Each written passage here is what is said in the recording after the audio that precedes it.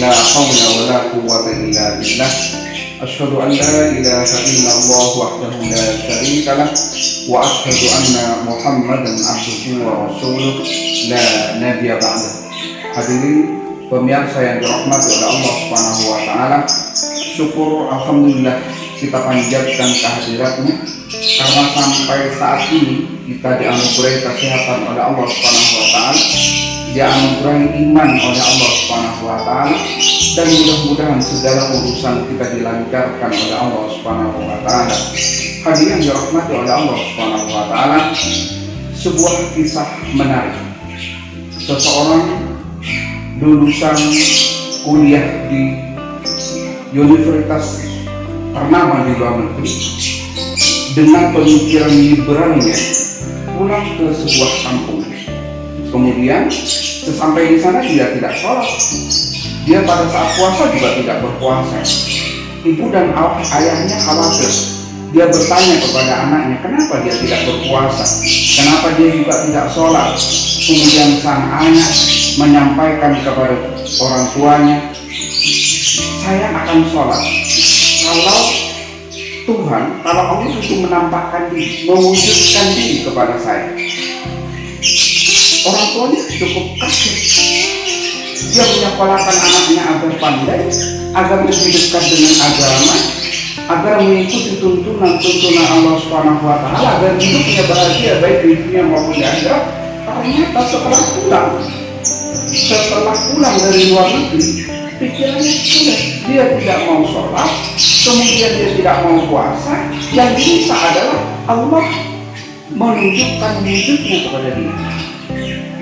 Kemudian ayah dan ibunya menawarkan diri, kalau begitu saya carikan guru agama yang bagus.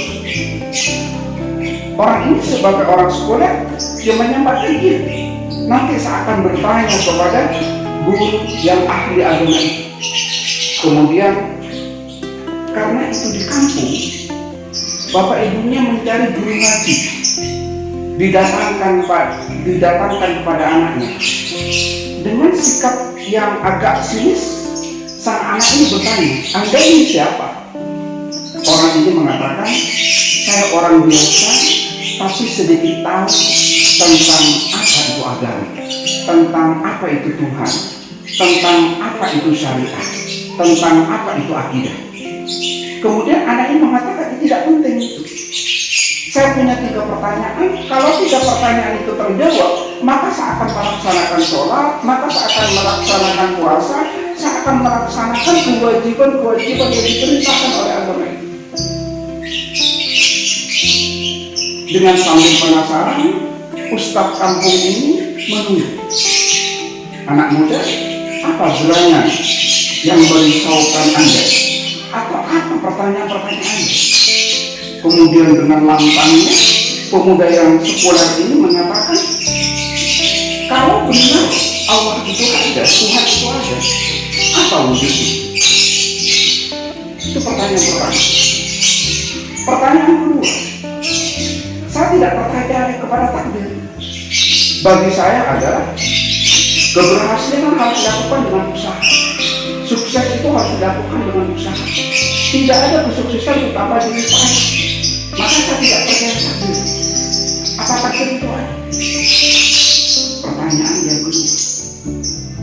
Yang ketiga, setan itu katanya dibuat dari api, tetapi nanti akan disiksa, dimasukkan ke neraka. Yang neraka itu dari api. Apa Tuhan juga tidak berpikir lebih jauh bahwa kalau api ketemu api, dia tidak akan bermasalah karena senyawa, karena sama. Mendengar pertanyaan-pertanyaan seperti itu, di luar dugaan, ustadz kampung itu tiba-tiba mendatangi dekat dengan orang itu, dan anak muda itu ditampar begitu keras. Setelah ditampar begitu keras, anak muda itu kaget. Anda katanya ustadz, kenapa menampar saya? Bukankah agama itu membiarkan orang lain bertanya? Bukankah agama itu demokratis. Kenapa Anda menampar saya? Apa kata Ustaz kampung itu? Itulah jawaban dari pertanyaan-pertanyaan Anda. Itulah jawaban dari pertanyaan Anda. Bagaimana maksudnya? Kata anak muda sekunder itu. Hadirin diwakili oleh Allah Subhanahu wa Ta'ala dengan penuh membawa. Ustaz itu tersenyum. Saya mengatakan, saya tidak marah. Saya menampar Anda tidak marah. Saya menampar Anda hanya sebagai media jawaban atas pertanyaan-pertanyaan Anda. Baiklah, pertanyaan Anda yang pertama apa? Kemudian dengan lantangnya pemuda itu mengatakan, saya akan sholat, saya akan ngaji, saya akan puasa kalau Allah bisa mewujudkan diri di depan saya. Ustaz itu tersenyum. Saya bertanya, setelah Anda ditampar, apakah Anda sakit? Dia mengatakan, ya jelas sakit, sudah ditampar. Anda yakin bahwa itu sakit? Iya, saya merasakan. Ustaz kan tidak merasakan, saya merasakan. Pertanyaan saya, apakah sakit itu berwujud? Pemuda sekuler yang mengatasnamakan pikiran di atas segala-galanya mulai berpikir dengan pertanyaan sederhana Ustaz kampung yang mengatakan, apakah sakit Anda itu berwujud? Apa yakin bahwa itu sakit? Itulah jawabannya, bahwa untuk mempercayai sesuatu tidak perlu ada wujudnya. Anda pernah patah hati? Dengan malu dan menganggukkan kepala. Di mana yang sakit? Dengan tulusnya mengatakan, menunjukkan dadanya. Kemudian Ustaz yang sederhana itu juga bertanya, apa wujud daripada sakit? Apa wujud daripada sakit hati? Kenapa Anda paham tentang sakit hati? Kenapa yakin bahwa itu adalah sakit hati? Jadi untuk mempercayai sesuatu tidak perlu. Yang kedua, apakah tadi malam Anda bermimpi bahwa akan ditampar saya? Tidak. Apakah Anda merencanakan bahwa akan ditampar oleh saya? Tidak. Apakah Anda berbuat salah kepada saya kemudian sama nampar Anda? Tidak, saya cuma bertanya. Anda buktinya sekarang ditampar. Itu maksud. Jadi tidak perlu direncanakan, tidak perlu diusahakan, bahkan tidak perlu ada dalam pikirannya, pasti bisa terjadi. Seperti tamparan saya, Anda tidak berbuat salah saya tampar. Anda tidak merencanakan takdir itu terjadi.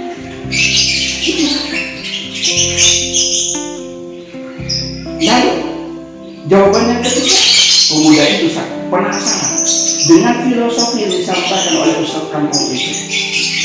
Kemudian Ustaz kampung itu mengangkat tangan. Anda tahu itu dari apa? Dari kulit. Jadi Anda dari apa? Dari kulit. Apakah Anda setelah ditampar itu sakit? Sakit. Begitulah setan.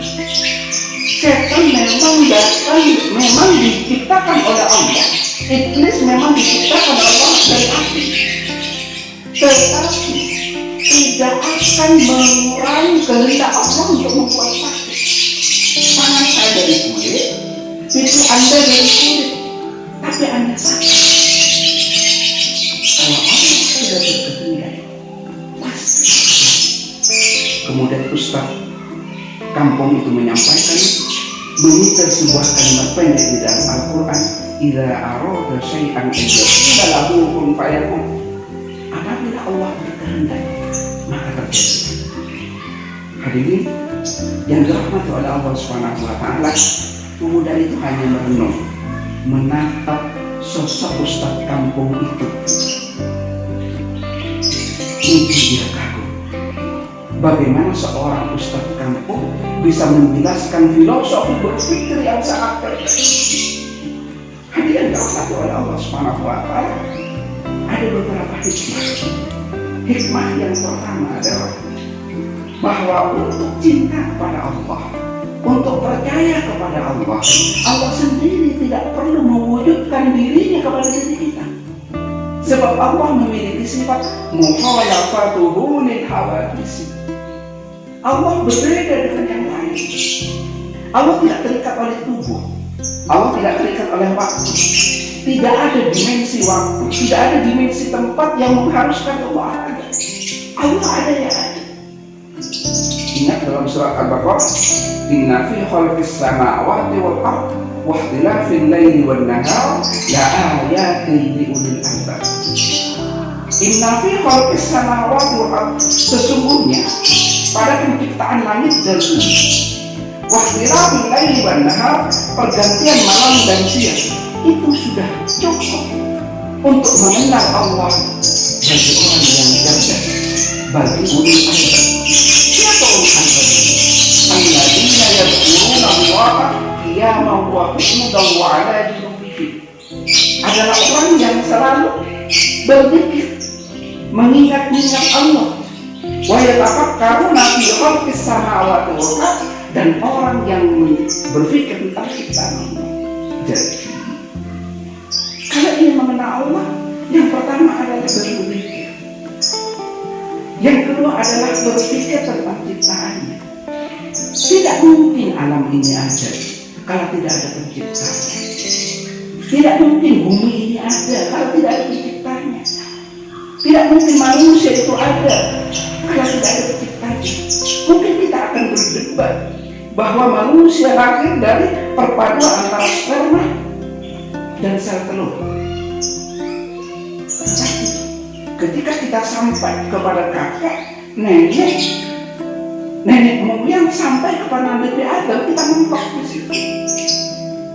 Mungkin ayah karena ada nenek dan kakek dan nenek karena ada buyut. Kalau terus ke atas sampai di Nabi Adam, orang yang pertama ada di dunia itu, lalu siapa yang kita? Hadirin rahmati oleh Allah Subhanahu wa Ta'ala. Lalu bagaimana dengan Nabi Isa? Bahkan Siti Maryam tidak pernah tersentuh laki-laki. Siti Maryam tidak pernah tersentuh laki-laki. Berarti tidak ada proses sel telur dengan sperma yang menyatu menjadi sosok manusia. Karena Allah ingin memberitahukan kepada manusia bahwa Allah Maha Kuasa. Yang dirahmati oleh Allah Subhanahu wa Ta'ala, kalau ingin mengenal Allah, maka kenalilah ciptaannya. Di situ kita akan bersyukur kepada Allah Subhanahu wa Ta'ala. Tidak semua ajaran-ajaran agama itu bisa dilogikakan. Bukan karena agama tidak logis, tapi kemampuan otak manusia tidak akan mampu. Makanya dalam Al-Quran disampaikan Allah memberikan ilmu itu hanya sedikit saja. Wa ma utitum minal ilmi illa qalila. Dan aku berikan ilmu, dan aku tidak akan pernah memberikan ilmu kepada manusia illa qalila. Itu jawaban ketika seseorang bertanya kepada Rasulullah tentang roh. Kemudian Allah menyampaikan wa ma utitum minal ilmi illa qalila. Allah tidak memberikan ilmu kepada manusia kalau hanya sedikit. Maka jangan mentang-mentang kita pandai, jangan mentang-mentang kita merasa ilmunya banyak, kemudian semuanya dilogikakan. Hadirin dirahmati oleh Allah Subhanahu wa Ta'ala. Ketika orang berwudu, apa yang dibasuh? Padahal yang keluar angin mana? Yang keluar angin adalah saluran tubuh. Tetapi yang dibasuh muka, tangan, telinga, kaki, kepala, kaki dan sebagainya. Karena tidak semua harus dilogikakan.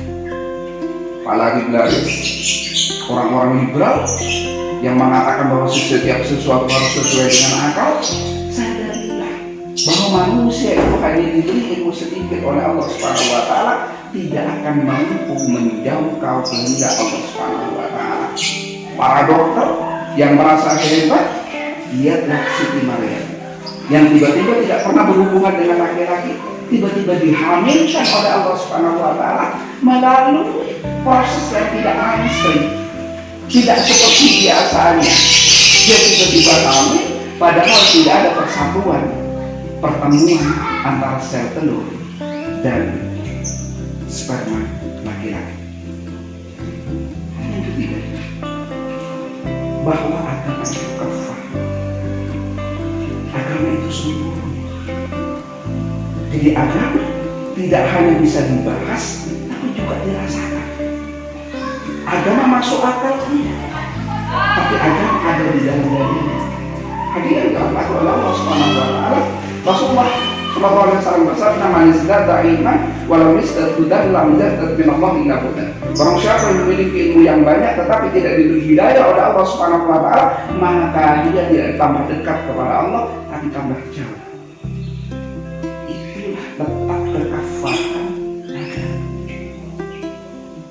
Agama boleh dipikirkan, agama boleh didiskusikan, tapi letak yang paling substansial dari agama adalah keyakinan.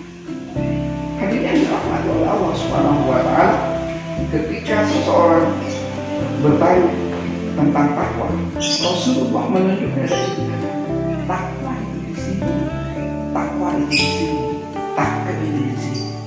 Takwa bukan di otak orang yang pandai, takwa bukan di otak orang yang alim, takwa bukan di otak orang yang profesor, tapi takwa adalah di diri. Sebab takwa itu keyakinan. Saudara-saudara seiman seagama, pemirsa yang dirahmati oleh Allah Subhanahu wa Ta'ala, al-yawma akmaltu lakum dinakum wa atmamtu alaikum nikmati wa raditu lakumul Islam. Ketika Rasulullah Sallallahu Alaihi Wasallam mau meninggal dunia, Rasulullah dituruni sebuah ayat terakhir dari surat Al-Maidah, al-yawma akmaltu lakum dinakum wa atmamtu alaikum nikmati wa raditu lakumul Islam. Agama ini sudah sempurna, maka tidak perlu diada-adakan, tidak perlu disempurnakan lagi. Al-Quran itu sudah sempurna, tidak perlu disempurnakan lagi. Tidak perlu ada Al-Baqarah Fadilah, tidak perlu ada An-Nas Fadilah. Agama sudah sempurna. Ikuti saja apa yang datang dari Rasulullah, maka insya Allah kita akan dilindungi oleh Allah Subhanahu wa Ta'ala untuk masuk surganya Allah Subhanahu wa Ta'ala. Mudah-mudahan kisah inspiratif tadi membuat beragama kita makin kafah, makin sempurna, dan kita tambah dekat dengan Allah Subhanahu wa Ta'ala. Selamat berjumpa kembali di episode berikutnya. Wassalamualaikum warahmatullahi wabarakatuh.